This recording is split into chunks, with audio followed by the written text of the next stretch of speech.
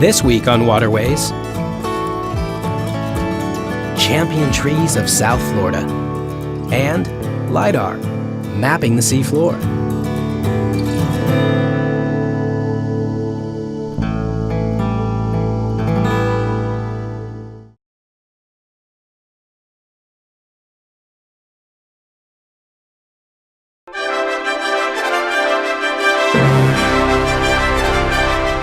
Everyone loves a champion. In Florida, there are many champions. The champion wild tamarind. The champion strangler fig. The champion West Indies mahogany. They are all champions. Champion trees. I would have to say that the state with the greatest number of national champions is Florida, because we're probably about the only state in the contiguous United States that has tropical area where this is the only state where certain species are found. I know Hawaii also has quite a few national champions there, but I believe at the present time Florida has the most champions. Florida is the state with the most champion trees, and most of Florida's champions are found in the southern tip of the state. Of the over 700 species of trees native to the United States, about 100 of them are found nowhere in the country but South Florida. They are tropical species whose origins are in the Caribbean. This makes South Florida a fantastic place to look for national champion trees. The purpose of the Champion Tree Program is to recognize the largest tree of a particular species, either on the national level or on the state level. And in some cases, it's one nice thing about the Dade, Broward, Monroe County areas that many of the champion trees down here that are state champions are also national champions because they only occur in this part of the United States. A champion tree is, I can say that in general, it is the largest tree of that particular species. And what does the largest tree mean? That means it in combination of its height, the total height of the tree, in relation to the circumference around the trunk or the stem of the tree, as well as the diameter of the crown from one side of the branches to the other end of the tree. Those three measurements in combination are used to evaluate points for that particular tree, and then is then compared to others within the same species. Champion trees are not necessarily the tallest of their species. Some species, such as the strangler fig, naturally grow to huge proportions. Others, such as fiddlewood, never get big. A champion tree might not be as tall as another tree within the same species, but it has a very large crown spread or diameter of the crown, or a very large trunk circumference. So again, those three measurements in combination is what dictates championship status. So it's not always going to be the tallest or the largest crown. On this day, Micah and his associate Mark Torek have been alerted to a possible new champion tree in Key Largo, an inkwood tree. We just got done measuring the circumference with our logger's tape. Now what we're going to do is go measure the spread. And first thing what we do is we look for the longest diameter of the spread of the tree, which is a part of the crown. And so we found that this piece over here looks like it's going to be our longest place to start from, and going back to this direction. And then after we measure the longest part, we go 90 degrees from that point and just measure another crown again. That way we can get the average crown diameter. The methods employed to determine the height of a tree are based on pure geometry, the Pythagorean theorem.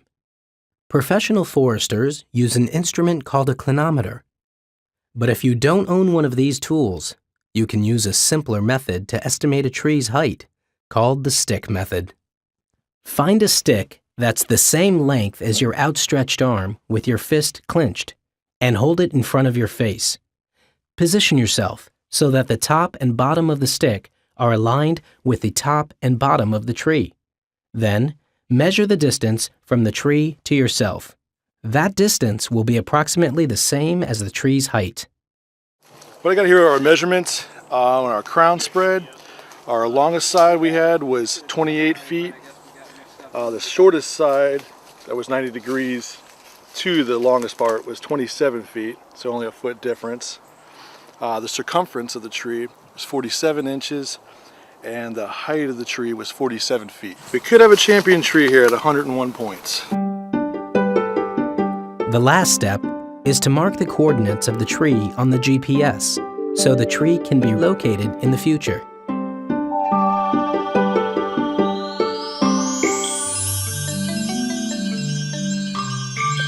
You know, and I think a lot of people in general need a reason to be out in the woods.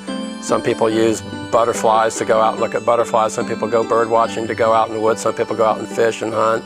And I think seeking out national champion trees is just something that people have taken to give them a reason to be outdoors and go enjoy nature. The Champion Tree program started around 1950 by the National Organization of American Forests. Later, in the late 1970s, Florida started a program for state champions. You would go to AmericanForest.org, which is the American Forest website, and you have information there about the program in general, about how a champion tree is measured, about the history of the program, and also there's a national directory of each species to where you can enter species, and they'll tell you where the national champions are located, and you can also get information about the national champions that are in your immediate area geographically. Some species do not have a champion, and existing national champions can always be supplanted by even bigger trees. Looking for national champion trees isn't just fun and challenging, kind of like an Easter egg hunt for adults, but it also helps to connect people with the natural world around them.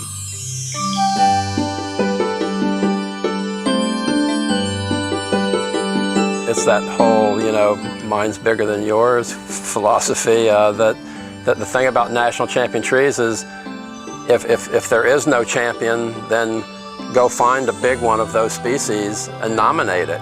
And then that's going to encourage somebody else to say, hey, wait a minute, I saw one bigger than that, and that just keeps going from there. And eventually it gets down to where you have indeed found the biggest of that species.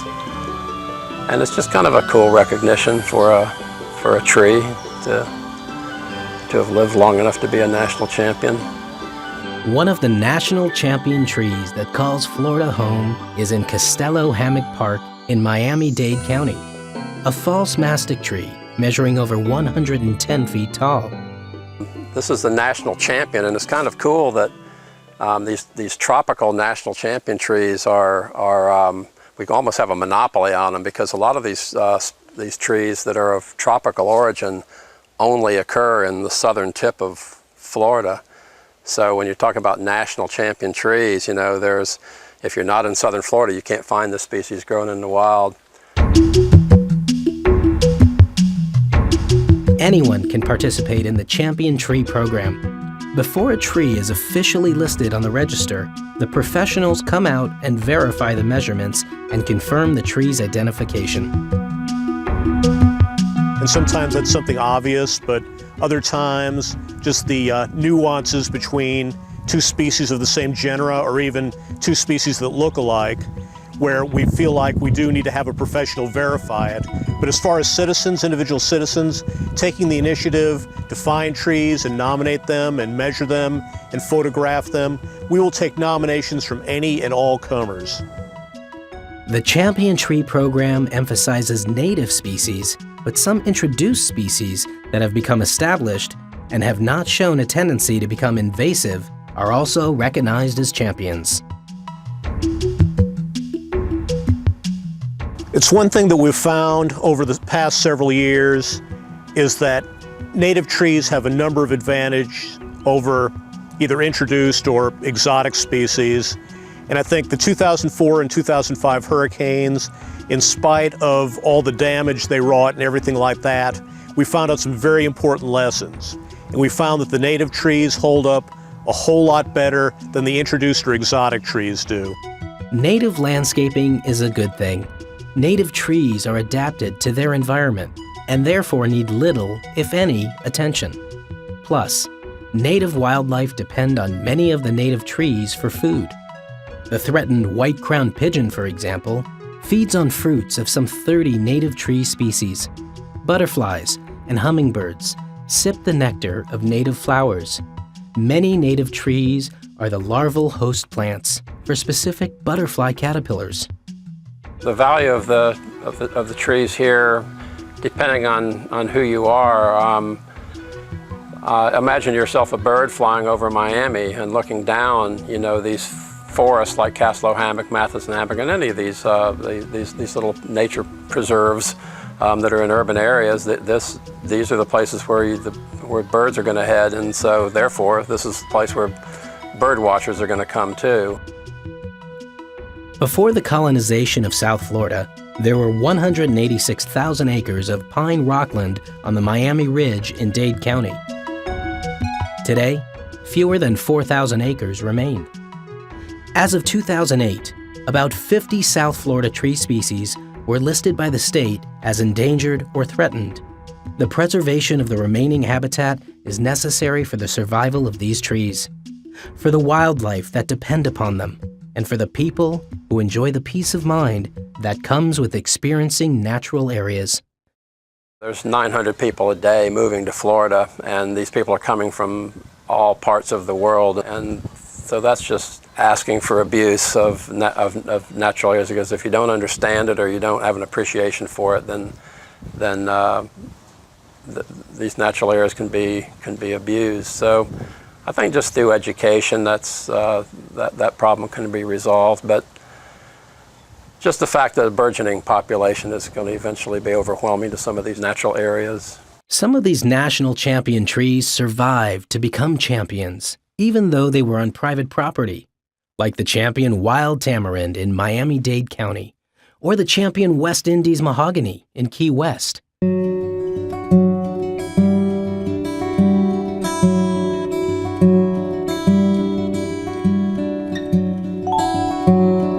Some other champions, like the false mastic, were spared solely because they live in places that couldn't be easily developed.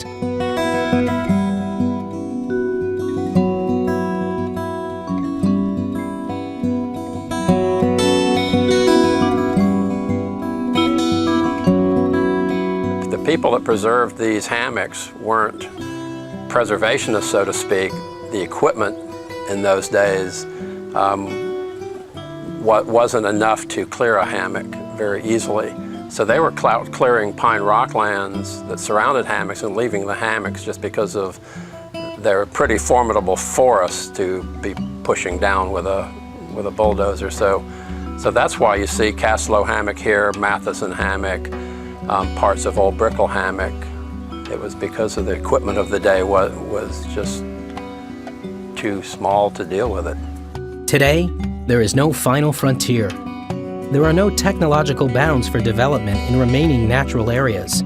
So, the threat to South Florida's trees continues. Education and outreach, creating a sense of stewardship in surrounding communities, may be the best hope for protecting natural habitat and native trees. If you're a youngster and you're wanting to learn more and more about South Florida, the best thing to do is to go on interpretive walks. Go to national parks, state parks, county parks that offer interpretive programs and follow people around that can interpret what you're seeing.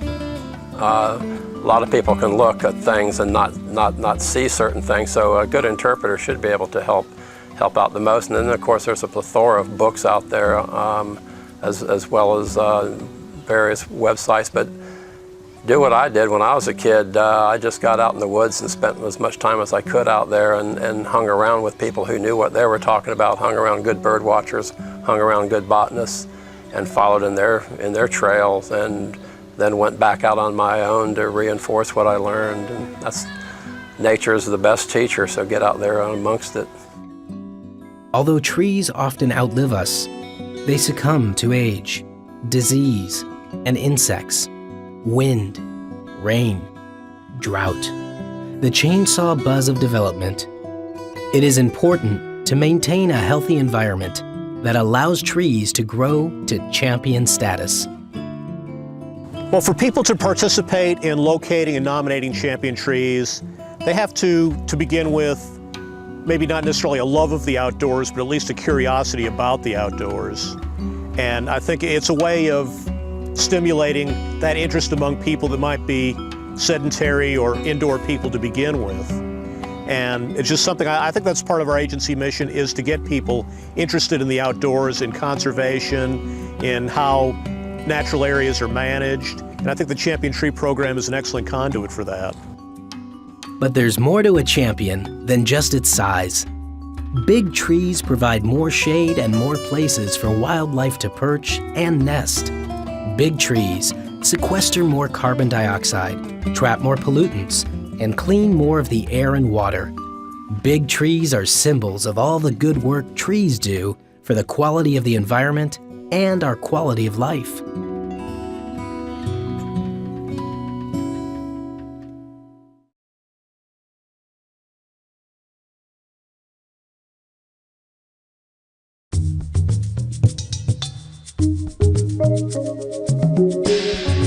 Divers, snorkelers, and boaters in the Florida Keys know the seafloor is a three-dimensional wonderland, and a maze made of sand, rocks, seagrass, and coral reefs. This seafloor composition is changeable. It is never static. Part of the mission for NOAA and the Florida Keys National Marine Sanctuary is to track changes in the marine ecosystem, including variations of the topographical makeup of the seafloor, enabling NOAA to provide information to help keep the water-enthusiastic public safe, and also to inform its scientists and resource managers of variations within the environment. One of the concerns that NOAA has in collecting these benthic habitats information is to ensure that there's adequate knowledge about where the features are, so that when you're trying to navigate through this area with a boat, that you don't encounter the benthic habitat, such as this coral reef, because it's both bad for a boat to hit the coral reef, and it's particularly bad for the coral reef if it is hit by a boat. Using the newest technology available, Steve and his crew collect data that will not only help updating maritime maps and charts, protecting both the public and the marine resource. Their work will help detect damages done by hurricanes and will help sanctuary and resource managers detect changes in ecology, like seagrass die-offs, or changes in the benthic or sea bottom community. The Florida Keys National Marine Sanctuary is visited by almost 3 million people every year.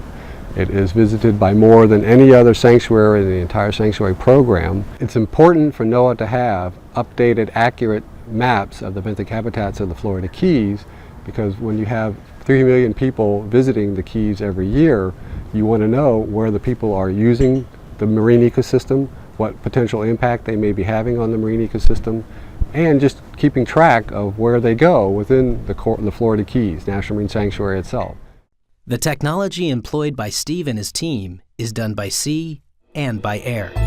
Today, LIDAR is being used. LIDAR is an acronym for the machine that uses lasers to estimate elevation. LIDAR stands for Light Detection and Ranging. LIDAR is a laser remote sensing system that uses pulses of light to illuminate the terrain. LIDAR data collection involves mounting an airborne laser scanning system on board an aircraft, along with a GPS receiver. Laser pulses, up to 33,000 per second, are transmitted and received by the LIDAR instrument. By accurately measuring the round-trip travel time of the laser from the aircraft to the ground, highly accurate spot elevations can be calculated. This technology is so advanced that in just a few hours, it is possible to obtain point densities that would likely take months to collect using traditional aerial photography and ground survey techniques. Multiple technologies are contributing to this year's mapping. Along with the LIDAR aerial surveys, NOAA uses an interferometric sonar system that is attached to a side mount pole and is pulled through the water by boat. Interferometric sonar system that NOAA is now using to collect data within the Western Sandbows Ecological Reserve uses acoustic signals. The acoustic signals are created by the sensor. The signal travels through the water down to the seafloor and then is reflected back to the sensor, and it is that information that is then transformed into both bathymetric information, which is seafloor depth, and tells you about the content or what lies on the seafloor. Also part of this habitat mapping operation is specialist Jen Aiken from Optech International. Her company develops instruments used in marine mapping, and she is particularly excited about a new aspect of the mapping that has never been done before. And basically what people like NOAA want to know is how much sediment is in the water and how much chlorophyll is in the water. And both those things are going to affect reflected sunlight, and they're also going to affect the laser return signal that we talked about. And what we want to do, which I don't believe anybody's been able to do successfully, is look at the shape of the return waveform of the laser and try to determine how much sediment and how much chlorophyll is in the water. Increases in sediment, chlorophyll, or other nutrients can be important environmental indicators for resource managers. Such changes can affect water quality and reveal much about the health of an ecosystem. Information on everything from nitrogen levels to the amount of suspended particles could be obtained through remote sensing technologies and would complement the ongoing quarterly, monthly, and real-time water quality monitoring that occurs throughout South Florida. Florida International University's Southeast Environmental Research Center's Water Quality Monitoring Network includes more than 150 fixed monitoring stations within the sanctuary, which report on salinity, turbidity, nutrient levels, and other water quality parameters to inform sanctuary scientists and managers, helping to keep resource managers on top of important environmental shifts. Because the idea is that everything, for the passive side, everything reflects light differently. Like a sand bottom is going to reflect light a certain way. Water filled with chlorophyll is going to reflect light a certain way. So when you look at a spectral curve, on the x-axis you're going to have wavelength from blue to infrared, and then on the y-axis you'll have intensity. You can very specifically divide up the electromagnetic spectrum, and then you start to differentiate things based on very subtle differences. Through new developments in technology, NOAA is able to enhance its resource management abilities. NOAA's scientists' use of remote sensing technologies has proved effective and efficient in the Florida Keys. In coastal areas, a change in elevation of 1 foot can make huge differences in habitats and human safety. By updating all the maps and navigational charts of the waters surrounding the Florida Keys, NOAA and the Florida Keys National Marine Sanctuary continue in their role as protectorate.